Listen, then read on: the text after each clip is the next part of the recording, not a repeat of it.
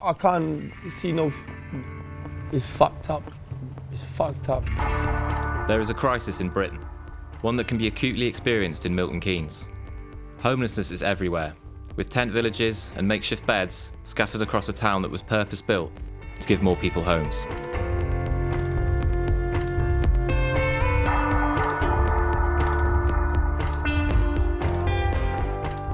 These are some of the volunteers working tirelessly to make a difference.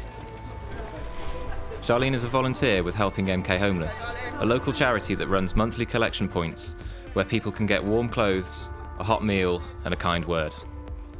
Walking to find the homeless people and giving them bags of like socks and gloves, sort of keeping them warm and sort of giving them information. We're there once a month. Because I used to be homeless myself, and I know since I've had my place, and I just feel like helping them out, and half of the time I do help some people out with giving them little bits and bobs. It's best to be nice, to give them a bit of food and not money, and to get them something warm and give them sort of ideas of telling them about sick ones and all that lot. Some people are willing to get the help. I don't know if there's anyone in there. Is anyone in there, darling? No. No one's in there. Nathan has been on the streets for a little over a year.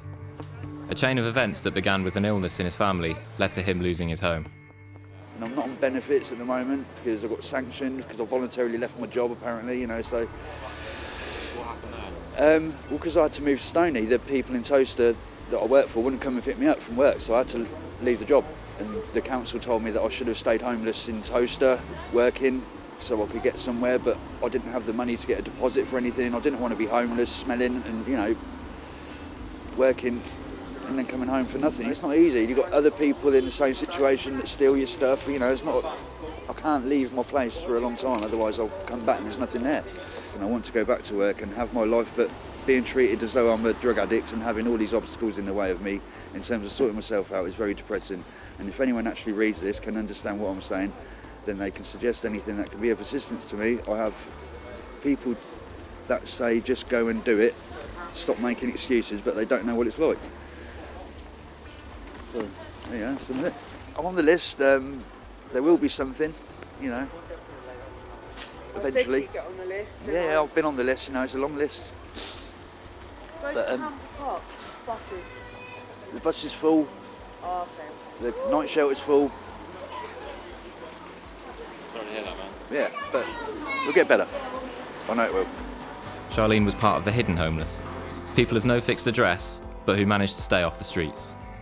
I was in hostels, B&Bs, YMCA hostels, sort of sofa surfing and all that. Didn't feel comfortable doing it and all that lot.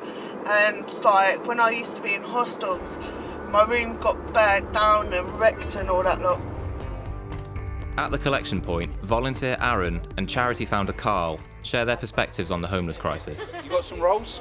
Thank you very much. You're a good man. Thank you. No, you're very welcome. Myself and my wife moved here about 2 years ago from Kent, and that is the biggest thing I notice here in Milton Keynes was the homeless. Over the last 25 years, I've watched organisations working with young kids, but nothing has been achieved.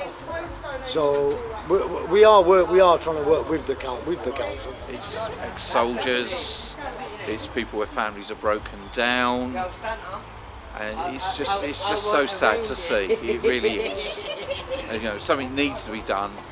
So that's what we done. We did something. It could be me and you tomorrow. If we don't pay us rent or pay us mortgages tomorrow, within a month's time, and nobody will house us, we're homeless. In a nutshell, simple. Or if we have debts to pay, and the bailiffs knock on the door and they take everything, and we've lost everything. The temperature drops as many of Milton Keynes' homeless bed down for another freezing night on the city streets. Jim has been homeless in Milton Keynes for 8 years, but despite finding housing during that time, living on the streets has made him unsuited to living indoors. So I ain't got a fork, so I just basically listen and just use this. Because my hands get dirty if I do this. One of it. Me personally, I find it quite entertaining. I get bored sitting indoors watching the telly and EastEnders in Coronation Street and all that shit. This is, I just like a people watcher. You never know who's going to come up to you. Like, I never knew he was going to come up, did I? It's a shit way of life, I know. I'm not proud of myself, but it's just what I do. I don't know, I don't know nothing else. Camille came to Britain from Poland to find work and a better life, but found himself on the streets. He suffers from Tourette's syndrome and has been living in one of the larger tent villages beneath the city's underpasses. And you call me in a time where I am down. I'm not even going sleeping all day. Or, you know what I'm saying? It's like that. You end up like this, remembering how did you end up here after a month. Yeah, I had someone asking me, how did you end up here? And like I'm dead honest, yeah, I didn't even remember. I didn't remember that day.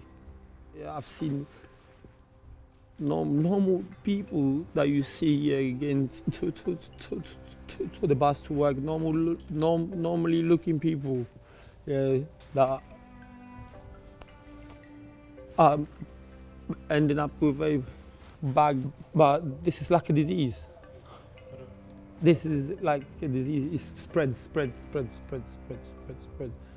And you can wake up looking like death, feeling like death. It's hard to describe. I'm trying to find a way to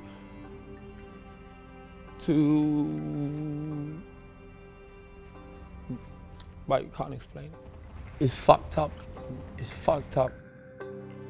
At least 78 homeless people died on the streets and in temporary accommodation last winter. This Christmas, thousands of homeless people across Britain will be spending the festive season cold, hungry and alone.